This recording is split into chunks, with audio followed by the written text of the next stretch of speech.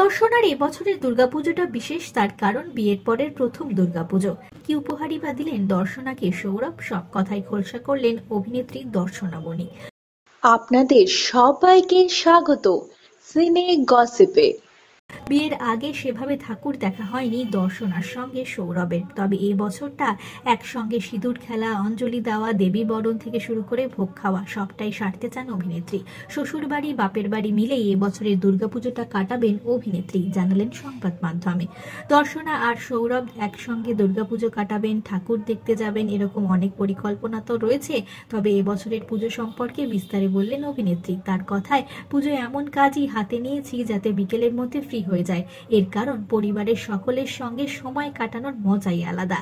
অভিনেত্রীর বিয়ের পরের প্রথম দুর্গাপুজো কি উপহার দিলেন স্বামীকে, সে কথা বলতে গিয়ে দর্শনা বলেছেন, সারা বছরই একে অন্যকে উপহার দিয়ে থাকি।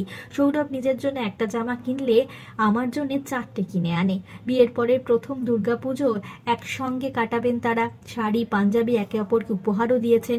বাড়ির সকলের জন্য জমিয়ে কেনাকাটিও করেছেন দুজনে।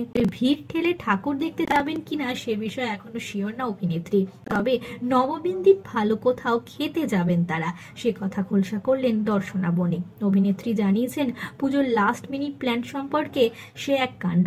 শাড়ি এই বাড়িতে তো ব্লাউজ সল্টলেকে, আবার কানের দুল এখানে, চুড়ি ওখানে। কোন দিন কোথায় থাকবো সেটাই এখনো বুঝে উঠতে পারছি না। একটা ছোট সুটকেস ভালো করে গুছিয়ে নিয়েছি, যখন যেখানে যাব গাড়িতে তুলে নেব, আসা যাওয়ার মাঝেই থাকবো। পুজোয় সাজগোজ, আড্ডা এসব নিয়েই মেতে থাকতে চান অভিনেত্রী। তবে অপরদিকে দর্শনা জানিয়েছেন, সৌরভ কিন্তু ব্যস্ত তার ব্যবসা নিয়ে। অভিনেত্রী বলেন, এখন সৌরভ ব্যবসায়ী, ক্যাফেতেই কাটাবে, মাঝে শুটিং এ অনেকটা সময় দিতে পারেনি, তাই এখন ও মন দিয়ে কাজ করছে।